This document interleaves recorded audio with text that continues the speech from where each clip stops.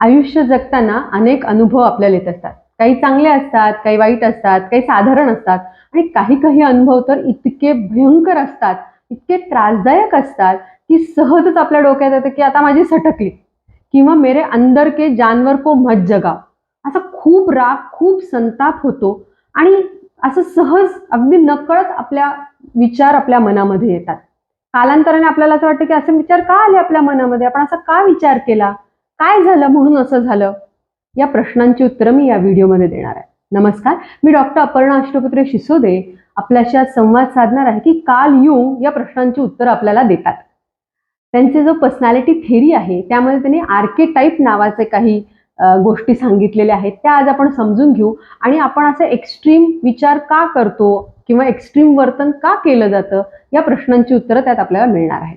मागच्या व्हिडिओत आपण बघितलं की कलेक्टिव्ह अनकॉन्शियसनेस म्हणून एक संकल्पना आहे, ज्यामध्ये आपण मानव प्रजाती म्हणून आपण एकमेकांशी सगळे जोडलं गेलेलो आहोत.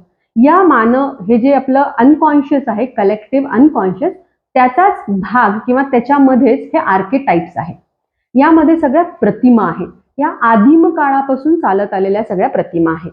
मग या प्रतिमा ज्या आहेत या ऑलमोस्ट सगळ्यांमध्ये आपल्याला सारख्या दिसतात, जवळपास सारख्या असतात आणि ह्याचे काही प्रमुख प्रकार त्यांनी सांगितलेले आहेत. सगळ्यात पहिला जो प्रकार आहे तो आहे पर्सोना. ही एक इमेज आहे, ठीक आहे. सो पर्सोना काय आहे? तर यामध्ये मास्क ही संकल्पना आहे, मुखवटा. पर्सोना, मास्क, मुखवटा. आपण जेव्हा वागतो त्यावेळेला मुखवटा धारण करून आपण वागत असतो.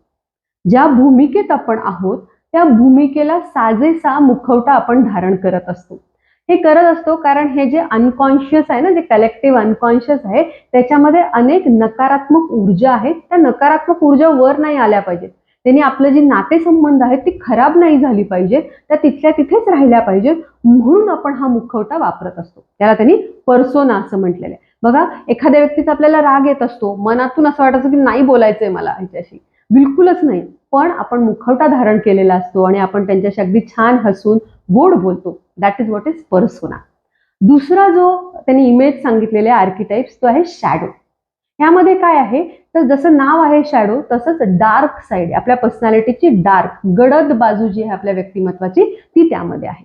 कलेक्टिव्ह अनकॉन्शियस मध्ये ज्या काही नकारात्मक ऊर्जा आहे, जे काही राग आहे, जे आपण सुरुवातीला म्हणलं ना की माझी आता सटकली किंवा मेरे अंदर के जानवर को मत जगा, हा जो जानवर आहे ना, हा जो प्राणी आहे, हा या शॅडो मध्ये राहतो आणि हे जे शॅडो आहे ते प्रयत्न करत असतो की त्याला बाहेर नाही येऊ द्यायचं, त्याला तिथेच राहू द्यायचं किंवा कधीतरी ते बाहेर पण येऊन जातं. मग आपल्या लक्षात येतं की अरे हा इतका छान वागणारा माणूस, इतका सभ्य, इतकं नीट वागणारे व्यक्ती आहे आणि एकदम अचानक असं काय झालं, एकदम चिडायला काय झालं, किंवा आपण स्वतःबद्दल पण आपल्या लक्षात येतं की कधीतरी आपण छान असतं आणि एकदम आपला मूड बदलतो आणि आपण चिडचिड करायला लागतो.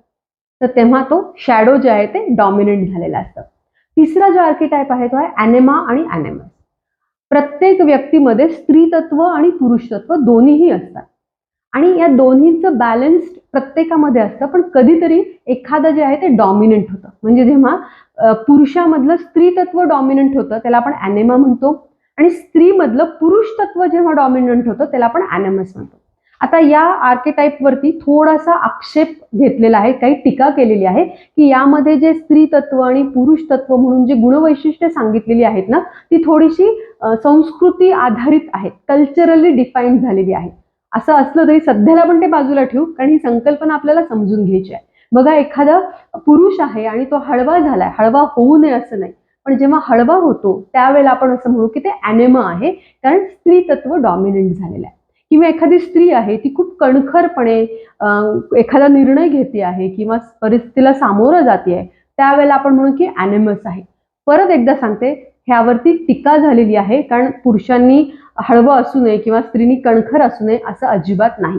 युंगनी काय सांगितलेलं आहे तेवढंच मी आपल्यापर्यंत पोहोचवत आहे.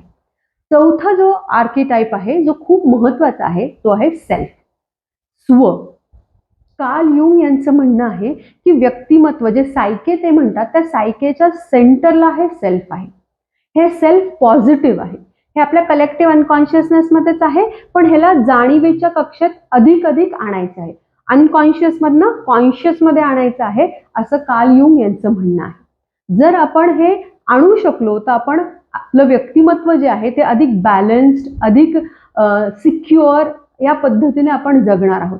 हे सगळे प्रतिमा आहेत आणि व्यक्तिमत्व समजून घेण्यासाठी आपलं जे वर्तन आपण करतोय त्याचं मूल्यांकन किंवा ॲनालिसिस करण्यासाठी आपल्या या प्रतिमांचा, या आर्किटाइप्सचा उपयोग होणार आहे. तर आपण नेमके कसे वागतो आहोत आणि का वागतो आहोत याची उत्तरं या पद्धतीने आपल्याला मिळणार आहेत. पुढच्या व्हिडिओमध्ये कार्ल युंग यांनी स्पेसिफिक टाइप्स दिलेले आहेत पर्सनॅलिटीचे, ते आपण समजून घेणार आहोत. आपल्याला हा व्हिडिओ आवडला असेल, माहितीचा वाटत असेल तर नक्की ह्याला शेअर करा. चॅनलला सबस्क्राईब केलं नसेल तर ते करा आणि कमेंटमध्ये मला नक्की सांगा की तुम्हाला हा व्हिडिओ कसा वाटला.